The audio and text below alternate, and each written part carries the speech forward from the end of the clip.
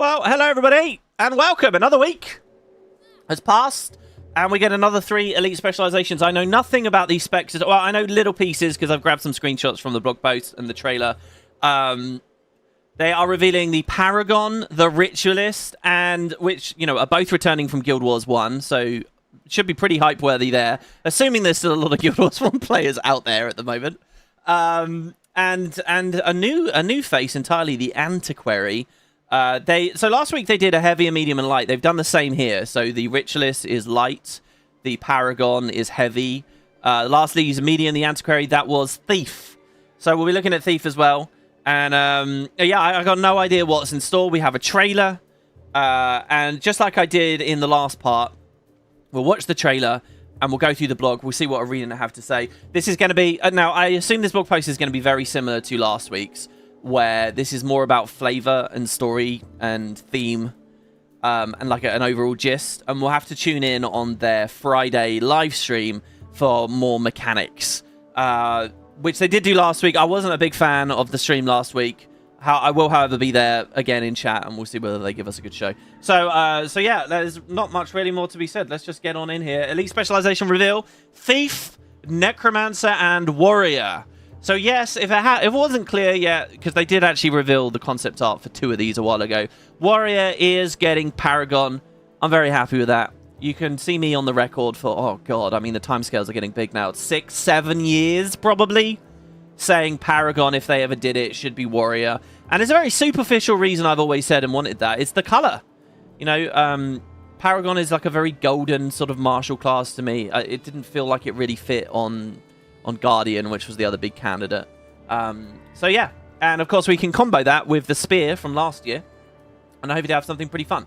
So let's see, we got, mind you, the spear. Well, I don't know. I'm curious, very curious about this Warrior Paragon stuff, because how supporty are they going to go? I would assume it's a kind of a more aggressive sort of support. What I want to see more than anything else are those golden wings looking good. Ritualist will be really interesting on the Necro as well. I'm wondering if they get rid of a Shroud. We'll see what we have. So yeah, immediately with the blog post, they just throw us in on the trailer. So let's do it. Let's watch and... Peggy 12. Oh god, we'll see what we've got. Rich with history, Tyria is filled with artifacts and remnants of the past, all ripe for the picking. A collector of sorts, the Antiquary has a certain set of skills to give them the upper hand, and maybe make a profit. Send a script to pilfer an opponent. Stealing random artifacts from your enemy can be a valuable skill. Is that steal? Sorry, I'm going to try not to pause. Is that steal? Use your opponent. Will you leap up and bring the hammer down? Or let a dancer taunt your enemies? Whatever artifacts you manage to steal or borrow, a good antiquary will always find a good use for their plunder. A dancer? Long practiced in Cantha, ritualists summon forth spirits from the mists, granting boons and sowing chaos on the battlefield. Shroud yourself with the ritual knowledge of the past. Summon spirits to aid you in battle. Mark an enemy, seal their fate. The spirit of anguish will send volley after volley to deal increased damage. Anguish is back. Daze your enemies with the spirit of wanderlust as it slams the ground, knocking your enemies to the ground.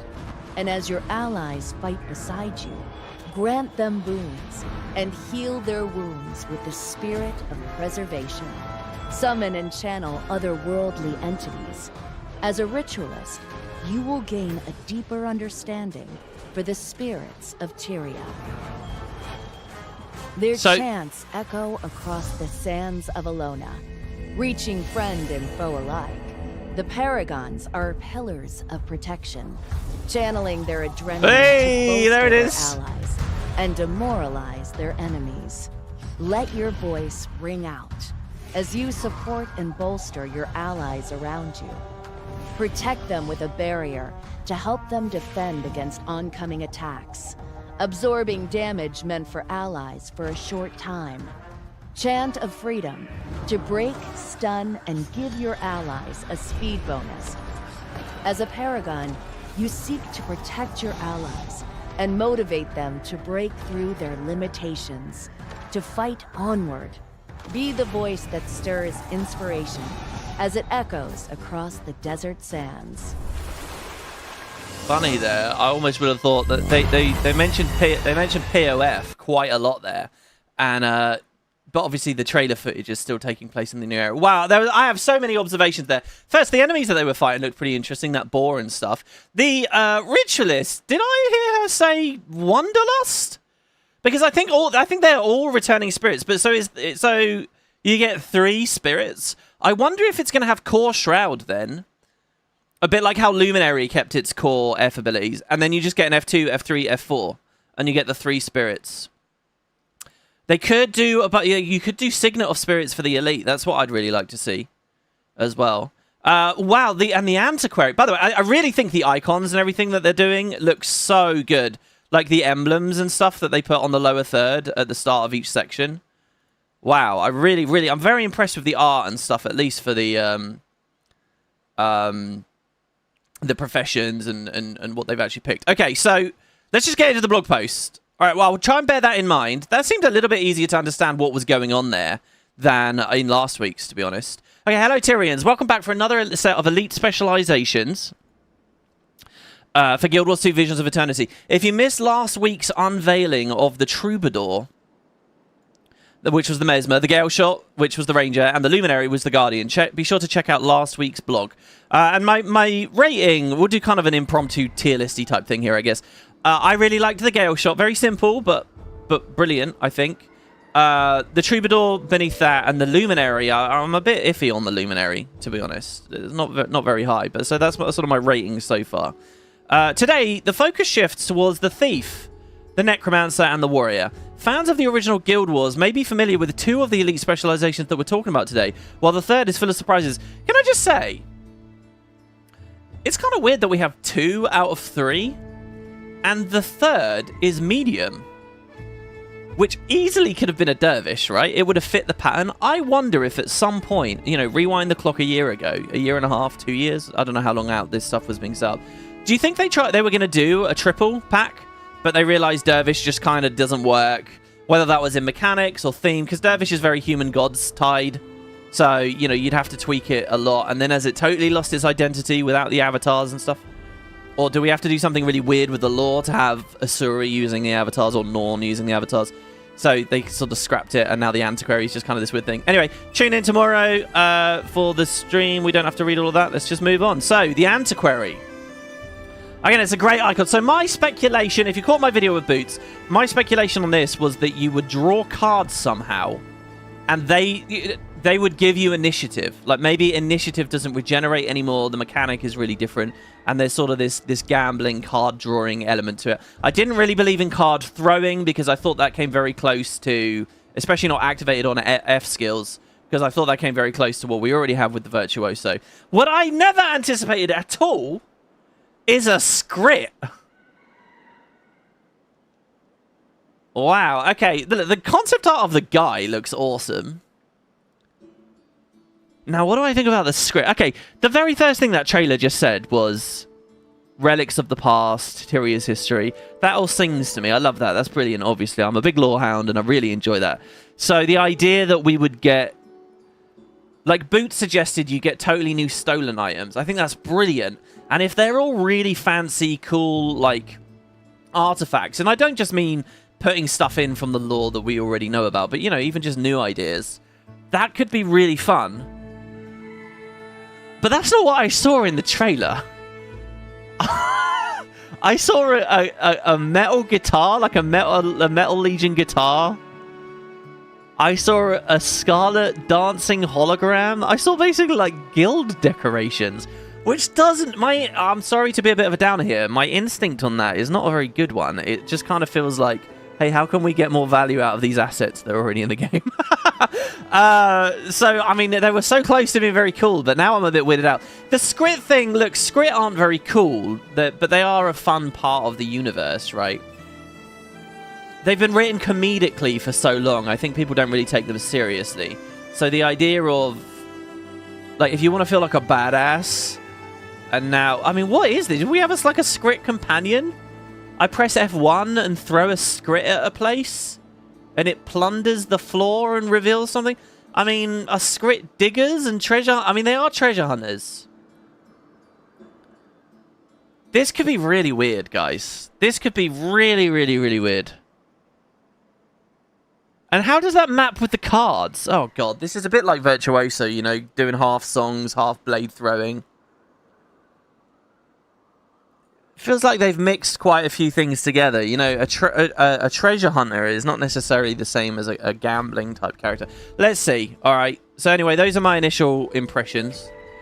The Antiquary. Improvisational procurers. So what are we calling this? Improvisation plus... the balance of black market trade and above board commerce. Yeah, let's throw Lion's Arch in there as well. There's Skrit, Hooligan's Route.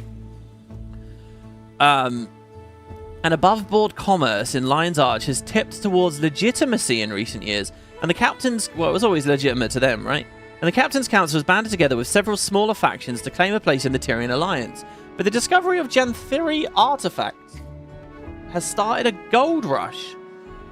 As explorers hustle to procure rare and valuable items that no living culture can lay claim to. Oh, see, this is a bit like what I was thinking about with the Gale Shot, where it was kind of a really cool evolution of the setting and part of the world building, but I don't like getting an offhand paragraph about it on a blog post. You remember before Guild Wars 2 came out, where they introduced us to the Coden, and they had a behind-the-scenes bit from the studio, they had general information about how it functioned, the saying, and they interspersed it with short stories. That was a badass way to learn about Tyria. You know, if not that, then actually seeing it in game. Like, is there going to be an arc in the story about this? Something tells me no. The somewhat euphemistically titled antiquaries pride themselves on their scholarly appreciation for the artifacts they acquire. Many even keep a few in their private collections, ready to impress colleagues at the tavern or blindside foes on the battlefield. And whether they're priory historians or pirates, Lion's Arch is still their favoured nexus for trading and selling their wares and knowledge. So we got the Priory in there, we got Lion's Arch in there, we got the Skrit in there, we got Card Sharks in there. It's a bit higgledy-piggledy, isn't it? And when I look at that NPC, I don't see any of those things. I see, you know, like a jungle explorer or something. I see like, I mean, I guess I see a treasure hunter. Skrit happens. Wow, what a heading. Considering that the actual game wouldn't touch the word shit with a 10-foot pole. Antiquaries are the pinnacle of accomplished thieves. No longer stealing for material need, and purely doing so for the fun of it. Right. With the help of their loyal but not necessarily reliable Skrit assistants, antiquaries can plunder pressure artifacts from their opponents and turn their random spoils into improvised weapons. Oh, okay, that's interesting. The fact it says from their opponents. I was thinking from the trailer and the whole idea here that you know how on regular Thief you target an enemy and you press F1. You cannot steal without an enemy, right? I was thinking somewhere in the back of my mind here that the fundamental shift on this one is you no longer need a target to steal. Steal is like ground targeted, right? You're not stealing from an enemy anymore. You're stealing from the floor. You're like digging, right? Maybe steal is called dig or something. And the Skrit goes and digs for you. I mean, it may as well be a goddamn dog, right? Not a Skrit. Anyway, that's sort of what I thought they were going for. But now it's Skrit antiquaries plunder precious artifacts from their opponents. So it is still a thing where you need to target someone. I guess because it breaks too many traits. Like, what happens if I mug the floor? I do damage to the floor? No, you just get a heal, right? I don't know. It's workable. So I don't know. Do we target enemy? And does that make any sense? What's the Luda narrative there? Everyone that if I steal, if I use the Skrit steal on a cow in Queensdale, what, the cow had eaten a Metal Legion guitar? Or a Hollow Dancer? Antiquaries can even break the rules of regular combat, allowing them to reverse a dire situation. That sounds interesting. Or at the very least, take themselves and their opponents out in a blaze of glory. For the thrill-seeking players who delight in rolling the dice And adapting to any situation, no matter the outcome, look no further than the Antiquary. Is there going to be a dice relic? Oh god, are the cards a relic? What does that mean? Allow them to reverse a dire situation? Take them themselves and their opponents out in a blaze of glory. Do you know what that makes me think of? Who's that champion in League of Legends that when he ults you... A Mordekaiser. It sounds like a Mordekaiser type thing, right?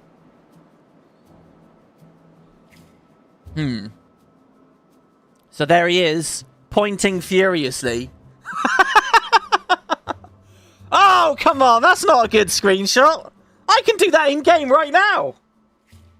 I can go in-game. I can put on the Bounty Hunter outfit on a human male, and I can type /point. And look at the background. That could be in Brisbane. I'm assuming that is a new outfit, by the way. Are we actually looking at new Elite Spec gear on this? Press your luck. Antiquaries acquire new artifacts with the skill Pilfer, which replaces Steal. I don't play too much Thief, right? But if I did play Thief, I'd be looking at the fact that I've lived the experience of my F1 changing into a new skill a lot of times now. You know, Daredevil got it retroactively. Deadeye obviously is a big deal. I think that the Shadow Shroud was kind of a cool new thing because it didn't feel like this. But I guess we're doing it again. Summoning a Skrit assistant from underground. Oh, I guess that makes sense. The Skrit are a subterranean race. I hadn't been thinking about that.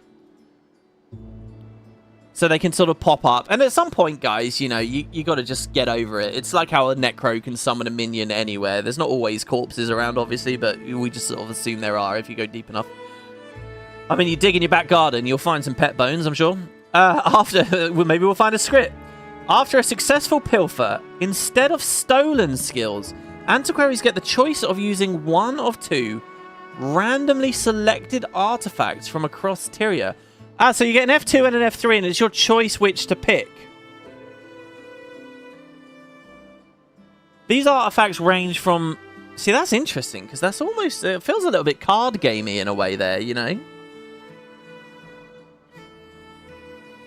Like, there's an opportunity cost. Which one do you go for? Which is pretty fun. I wonder if there was kind of a card shark idea that this mechanic was originally once part of. These artifacts range from a Cryptis turret that fires automatically at any nearby enemy. Is that a relic? To a Chuck organ that produces a shield, protecting you from oncoming projectiles. I mean, these may as well just be new stolen items. Traits give you finer control over the artifacts you receive, from guaranteeing that you'll get one offensive and one defensive artifact each time you pilfer, to re-rolling your artifacts for new ones at the cost of initiative. Look, you can even mulligan. Doesn't this feel like a card shark? I like the idea of that. Sounds very fresh and innovative and different. And with that comes the risk that it will feel bad. But I like that they're taking that risk. Because, you know, when you're taking a trait purely for some QOL, it's easy to think, well, there's just an opportunity cost loss. But, you know, they can shoehorn other stuff in there. Get Might when you do it. Get Fury, whatever. Double Edge, the Antiquary's new skill category. That's a weird tag for skills. Consists of a set of... Is that the first time we've had 2 words for a skill tag? You know, usually it's like Glyph, Rage, Physical. Consists of a set of abilities that can be used repeatedly, even while on cooldown. Oh, they're like initiative. They're like weapon skills. The catch? There's a chance for the skill to backfire when used while still cooling down, often with detrimental effects to the user. The chance of the skill backfiring decreases the closer it gets to completing its cooldown. So players who are more risk-averse may want to wait a little before attempting to use a double-edged skill again. I see why it's called double-edged. Again, same comment. That seems fresh and different. Immediately, look, any spec with RNG inherent to its like lifeblood, I think, is going to put a certain type of player off. But I think it's okay. I like that they're breaking new ground. And I know that for us right here, right now, we're reading this blog post, we're looking at this, and we're potential thieves, and we're thinking we want to play the new shiny thing. So it has to appeal to you. And if it doesn't, then it's a failure in your eyes. But I think as over time, and when you look at the full product, You know, there are so many elite specs and classes to pick from. It's okay if one of them has a focus that doesn't quite appeal to you. So I'm sort of okay with that. It is going to be interesting, though. I mean, it's going to feel real, but especially in the competitive modes. If you lose, you lose the point because you accidentally triggered a blowout on yourself because you took the risk. And I believe in RPGs that are about risk assessment and are about risk management. You know, and when you think about, card games, it's a lot of that too. I just don't know whether you can shoehorn that a little bit into Guild Wars. Guild Wars 2 is not that. And wherever historically there has been RNG, they've always boiled it away. They've always de-accented skills and traits and things to give them more universal appeal. So it'll be an interesting one. I would not be surprised to see balance over the next 4 years boil all this shit out. Because that's what's happened everywhere else in Guild Wars 2. But hey, if you're going to put it on a class, I think having it on the Thief's a thing.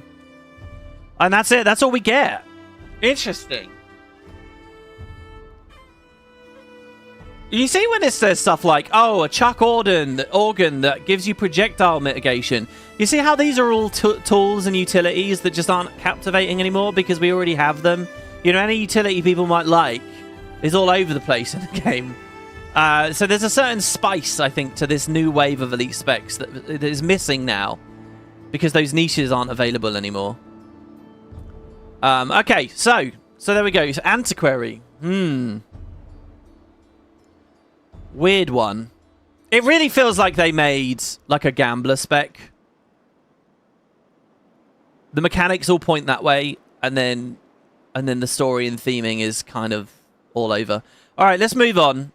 I'm not sure how any of the examples they gave are relics. How is a chuck organ a relic? So the Ritualist into Guild Wars 1 fanboy mode. Now in that trailer, I think we saw 3 spirits. I think they were all spirits from the first game. Great art. Now the blade is interesting for the icon. There was nothing in that trailer about sacrificial, life sack, anything like that. And to be honest, I don't believe there should be. I believe in like a blood magic plus line. That's not the Ritualist to me. That's like a vampire or something. And that's where you have like sacrifices and so on. I mean, I know if you take just the raw texture of the idea of a Ritualist, but what we're really doing is we're looking at the Guild Wars 1 Rit, which was less about that. They did have sacrifice skills. Don't get me wrong, they did. And then you wouldn't sacrifice if a spirit was in range. You know, Spirit Light is like the best example of that. But I don't know. I feel like that icon should be like a spirit. If we're doing spirits, have it as a spirit. And leave yourself the space later for your sacrificial theme. Well, here we go. The Ritualist spiritual successors. Ritualism is one of Tyria's oldest professions. The practice originated in Cantha, where humans discovered that spirits could be summoned from the mists and bound to a ritualist's will. We'll just gloss over rangers and nature rituals. In practice, this was traditionally a respectful partnership between ritualists and ancestral spirits, but as the speakers, there you go, I thought the speakers would be mentioned, influence spread in recent years, so did their hastily adopted methods of forcibly binding spirits. Necromancy and ritualism have long been considered separate disciplines, but as open hostility between the speakers and the Jade Brotherhood cools, and Cantha becomes one of the Tyrian Alliance's strongest pillars, ritualists have formed ties with necromantic communities across central Tyria, Elona, and beyond. This seems like a very wispy sort of justification, doesn't it? Ritualism will gain new practitioners. Networks of political support and shared resources will ensure that responsible traditions are favoured over cruel shortcuts to power. So I'm really excited about the Ritualist. My argument with the Paragon being on Warrior is like the colour theming and stuff matches so perfectly. I must acknowledge, if I really like that about the Warrior, I must acknowledge that it doesn't work here. There was nothing really green about the Necromancer. Sorry, there's nothing green about the Ritualist. I seriously doubt we're going to get a bunch of blue skills. We actually saw in the trailer there that the Guild Wars 2 spirits, they look totally different, right? They're like in terms of the way they're color coded and everything. So it feels like it's forced in a bit. Realistically, guys, this could have been its own class in terms of like flavor. It really, there was space carved out for it. But, you know, let's live in the real world. I don't think we're ever going to see another new class for Guild Wars 2. It's all this elite specs all the way down, I think. I mean, maybe I'll eat my words. I didn't think elite specs would come back. Preserving a legacy. As you might expect, the Ritualist draws heavily inspiration from its Guild Wars 1 counterpart. We'll go into more detail during this Friday's livestream, but our design goal was to capture the key elements of the profession and translate them into Guild Wars 2. And to achieve that, we started with spirits. Absolutely. I think that is the Emperor, King among kings, right? There are lots of facets to the Ritualist.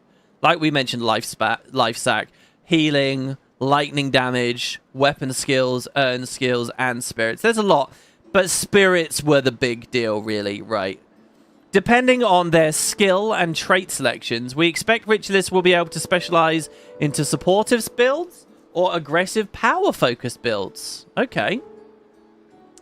Spirits will be summoned while in Ritualist Shroud.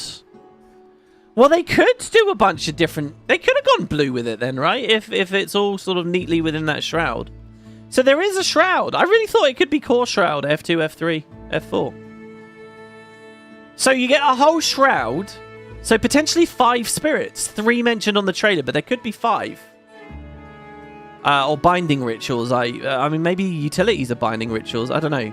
And the Ritualists will also gain access to weapon skills as their utility type. There you go. Just did that thing again where we speculated about a thing in the same sentence that time. For those who aren't familiar with weapon spells from Guild Wars, they're shareable, beneficial effects with similarities to stances and venoms. Yeah, think of them as another variety of boon. That is the example I would have given. But you can only have one at a time, like a stance. Some are applied for specific duration, and others are applied as stacks. Okay. Well, I'm actually more excited about those than the binding rituals right now. While weapon spells were ally-targeted skills in Guild Wars 2, and they could have done it that way since the Spectre and all that. But in Guild Wars 2, they behave a bit differently. We found that Spectre experiment didn't really work very well, right? People want the 5 targets or bust in a lot of ways. The Ritualist will always receive the full effect of the skill, while up to 4 nearby allies will receive the effect at a reduced amount. I don't like that. Why? For example, one skill may last for 5 seconds on the Rit and 3 seconds on their allies. That seems very ticky-tacky. Why is that there? An unnecessary convolution is my gut reaction to that. Okay, so we got 3 spirits. I think what I saw in the trailer was... Well, they'll probably tell us. Yeah, and look, they're very green. What does the Ritualist Shroud look like? Where it just kind of blacks us out. Doesn't look too interesting, does it? That's Gux there. The iconic Necromancer. There they are. Anguish, Wanderlust, and Preservation. I guess she did say Wanderlust. It sounded like she said something else in the voiceover. So Anguish is a Guild Wars 1 spirit that did double damage. It just kept attacking. And if they had a Hex on them, it did double damage. And they often would have a Hex because of an ally, or maybe you've cast... oh, Christ. What is the Ritualist Hex? Makes them take an extra packet of damage whenever they get hit with a spirit. Why? Well, I'm blanking on it. Anyway, Wanderlust was an elite spirit that would spam knockdowns. And I think in the trailer they said that looked like a point-blank blast for days. And Preservation was kind of crappy. It was an elite as well. And what it is every, 5 seconds or something, it would heal an ally in earshot. One ally. It would be a fat heal. But because it's allies, it might hit like a minion. Could it hit other spirits? And also, I think it could even heal people. Like if you had a tiny little bit of health missing, like the smallest little bit, it was like ridiculous overhealing. It might have even healed people at max health. So it wasn't very good, really. But the other two, I have lots of happy memories of, especially Wanderlust in random arenas. The Ritualist Shroud behaves similarly to the Necromancers. It's fueled by life force. Yeah, see, we have the Luminary Shroud, the Radiant Shroud, which doesn't, from last week, didn't really feel like a shroud to me. I mean, to me, it's life force, right? And it's a resource you build and then spend. And they called the Luminaries one a shroud, but is it really a shroud? It's fueled by life force. Damage taken drains the life force pool. Just like with Reaper. Just like with Core. Once life force is fully drained, the player exits the shroud. Inside the shroud, Ritualist will have access to 3... It's not 5 spirits. 3 skills that summon spirits. Anguish, Wanderlust, Preservation. Each of these skills has... Oh, I don't know, guys. This isn't going to feel like a fun spirit spammer. I don't think they've nailed it. I don't... Okay, unless there's like a Grandmaster trait that means you double the spirits, or the spirits resummon themselves like Chrono Phantasma or something. I don't think they've nailed it. Why? One of them's CC utility. One of them's support utility. There's only one offensive one. Well, hold on. Maybe we can summon multiple copies. Let's keep reading. Each of these skills has an initial effect activated by the Ritualist, after which the spirit will appear. When a spirit is summoned, it performs a powerful attack before lingering in a more passive state. Oh, so they're doing the Phantasm thing. If you guys don't know, Phantasms on Mesmer used to be full-fledged summons, really. Like, if you summoned a Sword 5, it would keep attacking over and over and over and over and over. And there were some cool, albeit very passive builds there. Arenanet decided they didn't like that playstyle and changed it. And I've been wondering if they ever did spirits in Guild Wars 2, whether that would be a way to reclaim what the Mesmer lost. But looks like they still don't like it. Have they nailed it, though, with this type of spirit? During that time, the spirit will periodically attack nearby enemies. Okay, so it's passive, but it is still attacking. These attacks can be focused on a specific enemy by targeting that enemy with the Shroud's basic attack. Oh, wow. You can, like, pin it as a target. Oh, God. What else does the basic attack do? Oh, maybe that's going to be that Hex I was thinking of. What was it called? I really can't remember what it's called. Otherwise, the spirits will simply attack an enemy that's in range. Spirits will usually disappear when exiting Shroud. Oh. However, there's a trait that allows them to stick around for longer for a cost. We see that all over the place in the game, right? For example, when activating Anguish, the Ritualist performs an initial strike on the target that inflicts cripple and vuln. It marks the target to take additional damage from your summoned creatures. Ooh, that also includes minions.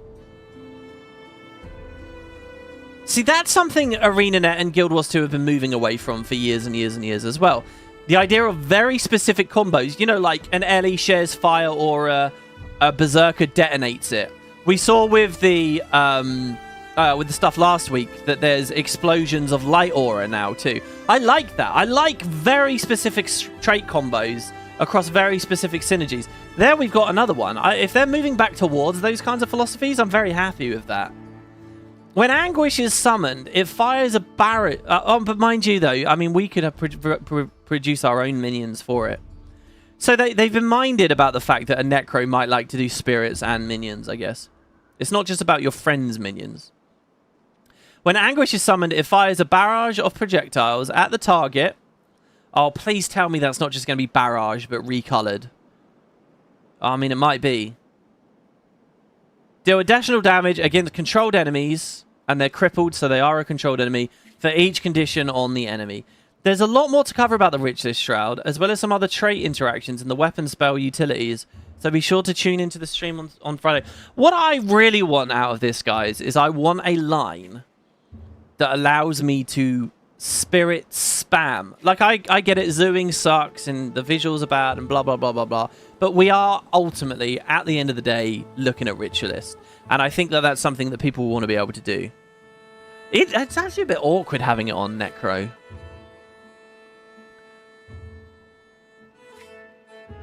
Because it's like you're just going to... If you want to go for that spammy kind of thing, you're just going to supplement it with minions. You're going to be like a hybrid always. I don't know. But the idea of just having one spirit there... Okay, also, they didn't describe all the skills, did they? One is like, you know, does a bit of damage or whatever. There's 3 spirits. What's the 5? I wonder if the 5 is Signet of Spirits and it summons all 3 at once. Or something. The Elite could be Signet of Spirits. I don't know. Alright. And then watch the Paragon. The only difference about this Paragon that I can see so far is obviously you don't get a shield. You're going to have... a two-handed spear. And we saw some of the animations in the trailer just there. I was sort of laser focused on it. Because a lot of the time he was holding it in one hand, it looked like. But maybe that's how it looks in-game already. The Paragon, unrelenting protectors, Elona, land of the golden sun, a once opulent dynasty, and triune. I don't know that word. Okay, I'll give you guys a good life habit here. Quick sidebar. Whenever there's a word in text on the internet, if you're on Chrome, double-click the word. It will get highlighted, right? Right-click the word, and it has a little search on Google button there. And it will open that word on Google in a new tab for you, so you won't lose your place or anything. And it will instantly give you the definition. And I would ordinarily always do that, but here I can't. This is just a screenshot I took. A triune 3 something. Oh, okay, just a triune 3 nations. 3 nations scarred by war, pestilence, and the machinations of divines and dragons over the centuries. In times of crisis, the nations of Elona could count on its most steadfast and inspiring warriors, the Paragons, to serve as an unyielding phalanx against their foes without and within. Lovely. Well, I really like that, the writing there. In the past, these spear and shield-wielding fighters were a favoured specialisation of the storied Sun Spears. However, the practice faded into obscurity after the second coming of Palawa Joko, who saw the Sun Spears summarily crushed and twisted into the Mordant Crescent. Holy shit, a Mordant Crescent Paragon would be kind of cool. The inheritors of the practice eventually re-emerged in the years following Joko's demise, i.e. recently. Today, Paragons are still known for conjuring golden ethereal wings and shouting bolstering chants and commands to empower their allies and demoralize their enemies. Hoping to expand this tradition beyond Elona, some Sunspear Paragons have begun offering their expertise to those willing to answer the call. Okay. I'm sorry I don't really have too much lore commentary for you guys here. At the end of the day, this is all info we already knew. I mean, every sentence there. But it's a good recap for people. Commanding respect. The Paragon is a staple pillar of Guild Wars 2 lore, and its elite specialization carries on the traditions of its original iteration. I think they're going to get this one very accurate. While the spears were introduced in Guild Wars 2 Janthir Wilds had already brought one of the Paragon's key aspects to warriors, this elite specialization further delves into their role as commanders and defenders of Elona. Man, Arenanet are nailing it on this one. Everything they're talking about. Granting them the ability to boulder and aid allies around them with chants and commands. So the question is, what is what? So there's not anthems, there's not echoes. Those have fallen by the wayside, potentially. There might be some traits themed around those. In fact, I wouldn't be surprised if traits are echoes. Like where it will be like maybe there's a Grandmaster trait called Echo or something, and it double casts some of your stuff. I assume the chants are maybe F1, F2, F3. Sorry, F2, 3, 4, and commands are maybe the utility skills. Their presence is so powerful they can, in a moment of dire need, command their allies not to die.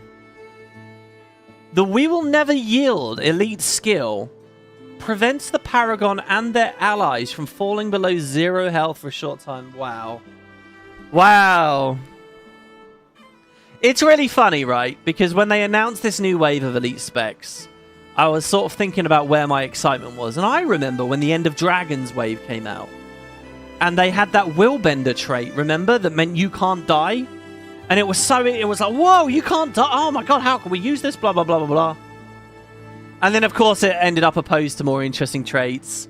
And in a team scenario, who cares if only one guy is alive? It sort of didn't really mean much in the end. Then, of course, last week we had all this about the Troubadour and Distort Share and death-defying nonsense at a party-wide scale. And now we're back here. They do it again here.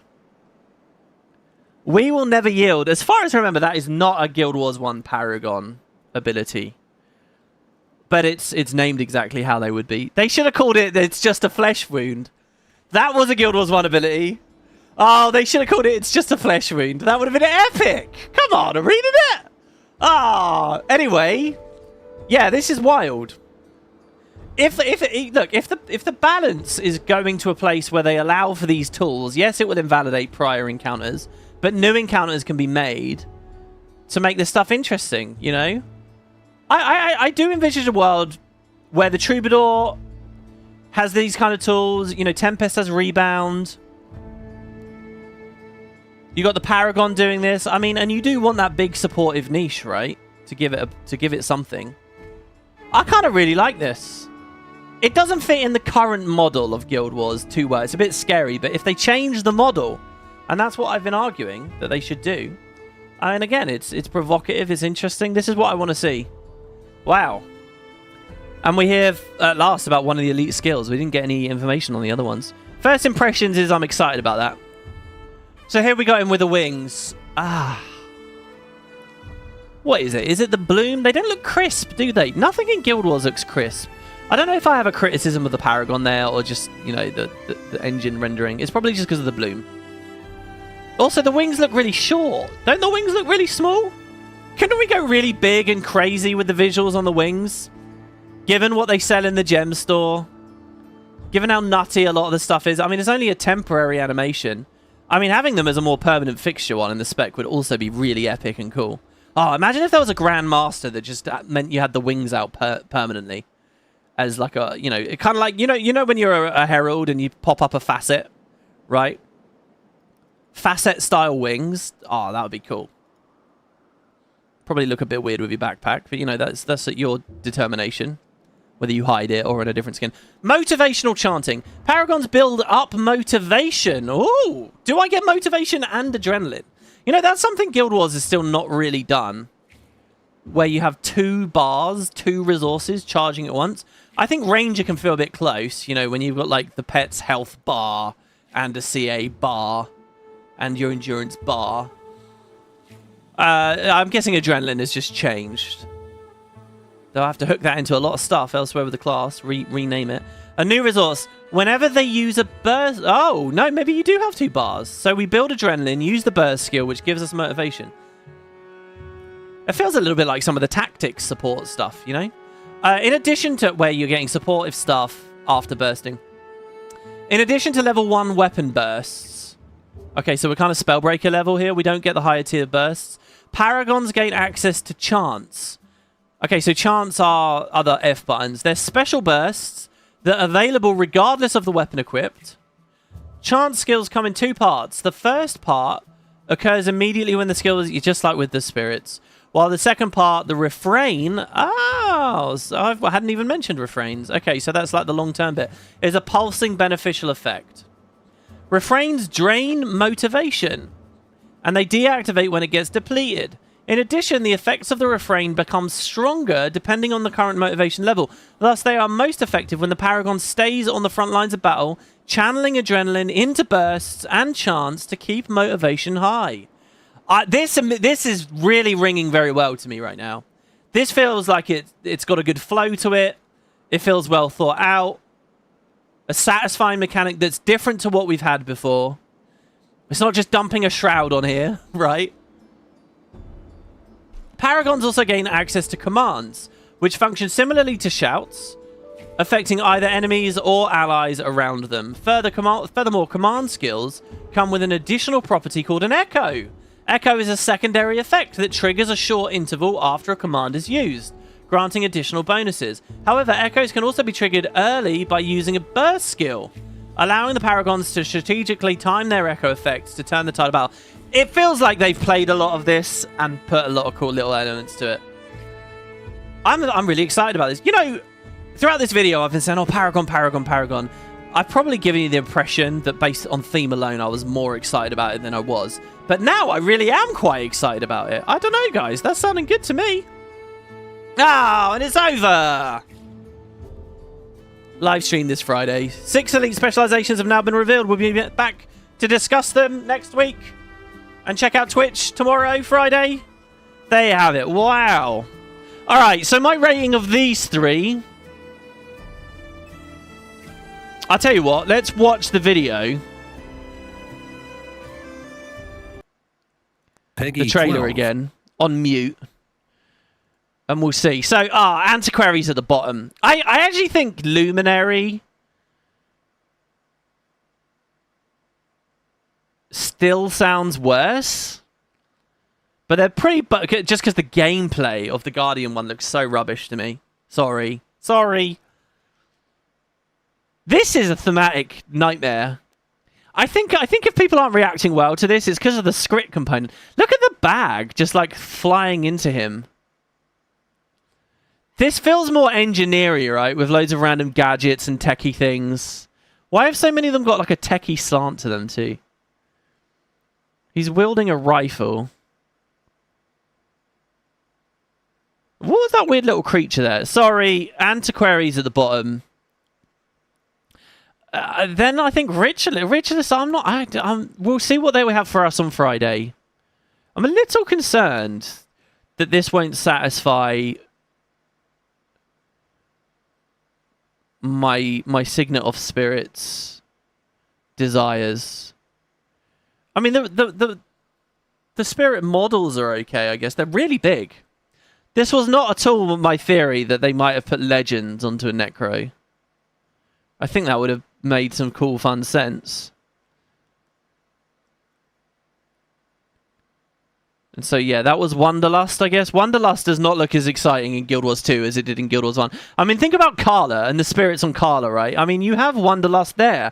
You want PBAOE day spam? We already have it. So there, look, that's 3 spirits up. All of their animations synced. Now, how did they sync their animations for that trailer? I think it's because I think Signet of Spirits does exist. I think it's summon all 3 at once. And it might be that final Shroud skill. Because how else did they get that on the trailer so perfectly lined up? Paragon visuals aren't really doing much for me. I mean, I like the sort of the alchemy glyph wheel on the bottom. The elite skill sounds mad. We didn't hear much about the offensive support there. But what they're doing with Adrenaline and the mechanics sounds cool. That actually sounds a bit new and interesting. The question is, will I specifically want to use Spear with this a lot, or are there other things that I want to use? Obviously, I mean, weirdly enough, Staff from Secrets of the Obscure it might be the better fit. Well, so there you go. Wow. Well, there you have it, guys. Unfortunately, they don't have anything for more for us. Thank you so much for watching the video.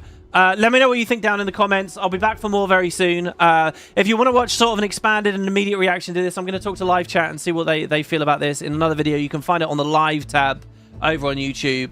And I just want to say thank you as well, guys. Thanks for all the support, all the comments. It's been a pleasure to read them from the blog post last week, and hopefully much more to come. Thank you, everybody. Let me know your takes, and I'll see you in the next one very soon. Ta-ta, guys.